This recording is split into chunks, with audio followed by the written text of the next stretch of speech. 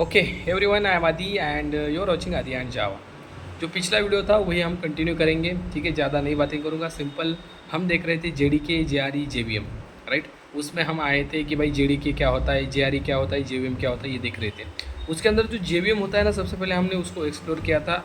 JVM करता क्या है, इसका बहुत सारे कमेंट्स आए कि सर मतलब एक डायग्राम दिखाकर हमें बताओ।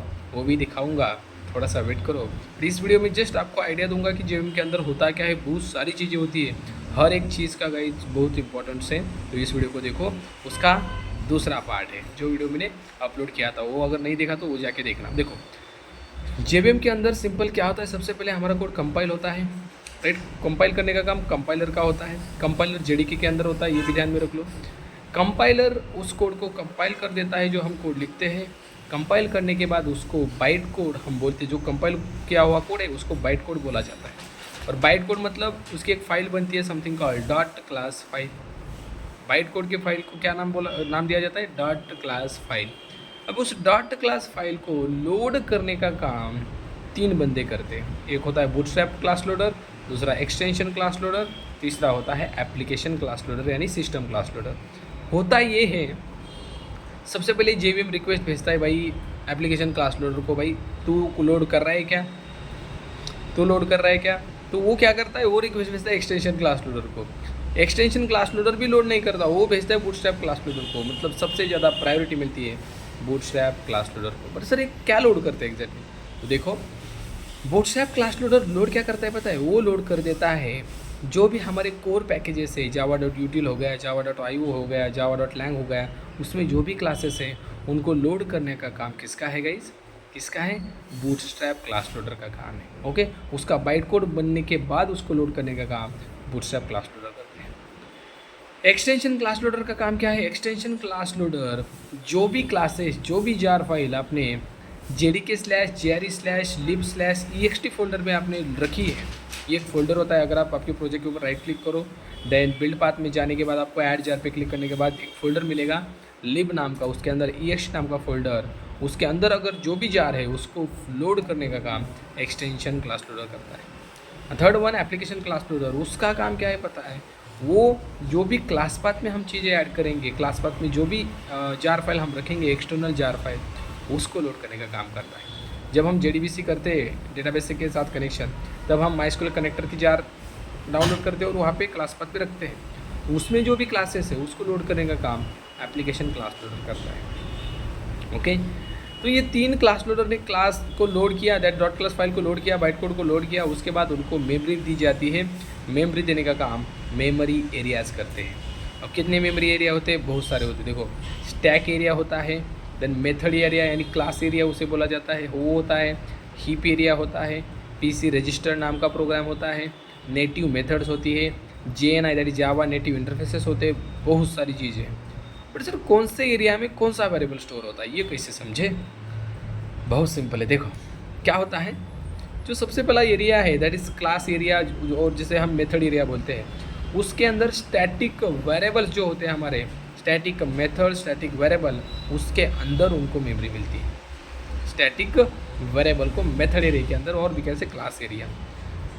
जो हमारे स्टैक एरिया है, स्टैक एरिया, उसके अंदर जो भी हमारे लोकल वेरिएबल्स है, जो भी हमारी करंट रनिंग मेथड्स है, उनको वहाँ पे मेमोरी दी जाती है स्टैक एरिया के अंदर। और जो भी हमारे इंस्टेंस वेरिएबल है, जो भी हमारे ऑब्जेक्ट्स हैं, किसी का भी ऑब्जेक्ट हो सकता है, एरे का ऑब्जेक्ट हो सकता है, उसको मेमोरी दी जाती है हीप एरिया के अंदर। कहाँ पे, हीप एरिया के अंदर। बट जावा 8 के बाद, जावा का जो 8 वर्जन है उससे पहले ये होता था। पर जावा 8 के बाद क्या हो रहा है पता है, जावा 8 के बाद स्टैटिक वेरिएबल्स भी यहाँ पे स्टोर हो रहे हैं। कहाँ पे, हीप में। That's the new, that we can say concept. No, किसी को पता नहीं है, डोंट नो, किसी को भी पता नहीं है। जावा 8 के बाद स्टैटिक वेरिएबल्स भी हीप के अंदर ही स्टोर करते हैं इंटरनली। ओके, ठीक है। सर ये पीसी रजिस्टर क्या है, पीसी रजिस्टर यानी प्रोग्राम काउंट रजिस्टर। पीसी मतलब प्रोग्राम काउंट रजिस्टर। ओके, वो क्या करता है, हमारे प्रोग्राम में कितनी बार मेथड्स कॉल हो रही है, कितने बार ऑब्जेक्ट्स बन रहे हैं, कितने वेरिएबल्स हमने लिए, उसका काउंट रखने का काम प्रोग्राम काउंट रजिस्टर का होता है, that is PC register. Okay, वो सारी चीज़ें करता है। देन हमारे पास नेटिव मेथड्स का एक सेक्शन होता है, उसके अंदर क्या होता है, उसके अंदर किसको मेमोरी मिलती है, उसके अंदर मेमोरी मिलती है गाइस ऐसी मेथड्स जो अनदर प्रोग्रामिंग लैंग्वेज में लिखी है, सी में हो सकती है, सीपीपी में हो सकती है, पाइथन में हो सकती है, वो मेथड्स को मेमोरी देने का काम नेटिव मेथड्स में होता है। और एक चीज़ होती है JNI, that is Java native interface. Java native interface एक फ्रेमवर्क है, उसका यूज़ किया जाता है।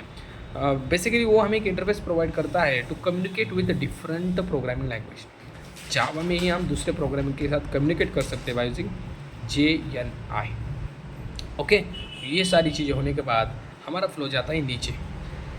नीचे होता है एक बहुत अच्छा बंदा जिसका नाम है एग्जीक्यूशन इंजन एंड इंटरप्रेटर। इन दोनों की मदद से जो भी बाइट कोड हमें मिला है, जो भी लोड हुआ है, जिसको भी मेमोरी मिली है, उनको बाइट कोड से मशीन कोड में करने का काम एग्जीक्यूशन इंजन एंड इंटरप्रेटर ये दोनों करते हैं।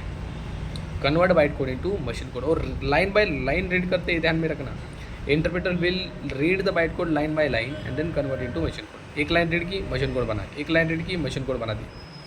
बट कंपाइलर क्या करता है, whole code at one time compile करता है एंड बाइट कोड बनाता है। ये भी इंटरव्यू क्वेश्चन है। देन बाइट कोड बनता है, और क्या होता है सर JVM के अंदर? JVM के अंदर एक और चीज़ होती है that is JIT। JIT stands for just in time compiler. उसका काम है आपके को प्रोग्राम का जो परफॉर्मेंस है वो इंक्रीज करना। फॉर एग्जांपल आपने एक मेथड आपके पास है M1 नाम की, उसको आपने एक बार कॉल किया, ठीक है, दूसरी बार भी आपने उसको कॉल किया, ठीक है, तीसरी बार भी आपने उसको कॉल किया, तो बार बार उसका byte code machine code, byte code machine code ऐसा नहीं बनेगा। वहाँ पे जो JIT नाम का बंदा है उसका काम क्या है, फ्रिक्वेंटली आस्क्ड और फ्रिक्वेंटली एग्जीक्यूटेड मेथड्स को वहाँ पे वो एज ए कैची की तरह स्टोर करता है, और जब भी कॉल किया जाए उसका बार बार बाइट कोड मशीन कोड नहीं बनेगा, वो डायरेक्ट एग्जीक्यूट हो जाएगी। बिकॉज JIT उसका इंस्टेंस अपने अंदर स्टोर करता है जो भी फ्रिक्वेंटली एग्जीक्यूटेड मेथड्स है। इससे प्रोग्राम का स्पीड बढ़ता है, बार बार प्रोग्राम को कन्वर्जन करने की ज़रूरत नहीं है बाइट कोड से machine code, that is JIT। Okay, then एक और चीज़ होती है गार्बेज कलेक्शन। जो भी हमारा अनयूज ऑब्जेक्ट है उसको गार्बेज कलेक्शन सीधा खा लेता है, मतलब डिस्ट्रॉय कर देता है। उसको जो मेमोरी मिली है ना, उसको वैनिश करने का काम गार्बेज कलेक्टर करता है। वो इंटरनली करता है ऑटोमेटिक, और ये डिपेंड करता है JVM के ऊपर। JVM को लगा भाई इसको डिस्ट्रॉय करना है, कर लेगा, नहीं लगा तो नहीं कर लेगा, उसके ऊपर है भाई, हम कुछ भी नहीं कर सकते। ओके, हम पक्का नहीं बता सकते इसने किया है। Okay, it will depend on JVM call करेगा या नहीं करेगा, मतलब वो कर लेता है। अगर मेमोरी कम पड़ रही तो वो डिस्ट्रॉय कर लेता है अनयूज ऑब्जेक्ट। ओके, ये चीज़ें होती हैं JVM के अंदर। Very very important concept JVM, Java virtual machine is a virtual machine we can't see, but it having lots of property, it's having lots of property. Then होता है JRE, Java run time environment. It will provide run time environment to run our program, to execute our program. That mean JRE के अंदर JVM है। Are you getting my point? JRE के अंदर क्या है? JVM। That mean JRE providing JVM, JRE providing some run time classes, system class, string class, ArrayList class, बहुत सारे file के क्लास। कौन प्रोवाइड कर रहा है? JRE प्रोवाइड कर रहा है। Without JRE there is no we can not run Java program. JVM भी नहीं मिलेगा, वो क्लासेस भी नहीं मिलेंगे, और भी बहुत सारी चीज़ें होती है, जार फाइल्स होती है, APIs होते हैं JRE के अंदर। Okay, then JDK, but JDK Java development kit. अब ध्यान से सुनना, JVM और JRE ये दोनों पार्ट किसके हैं? JDK के। मतलब JDK के अंदर JRE भी आ गया, JVM भी आ गया। वी कैन से JDK, और कंपाइलर JDK के अंदर होता है, इंटरप्रेटर JVM के अंदर होता है। हम ऐसा बता सकते हैं, by using JDK we can compile as well as execute our Java code. Yes, compile भी कर सकते हैं एंड एग्जीक्यूट भी कर सकते हैं, but by using JRE we can only execute, we can only interpret our code, not compile. JRE मतलब compiler नहीं है आपके पास, JDK होना चाहिए, then you will get compiler. Okay, so JDK is a developer side and JRE is a client side. Client को execute करना है तो it will require only JRE, but developer को JDK लगेगा।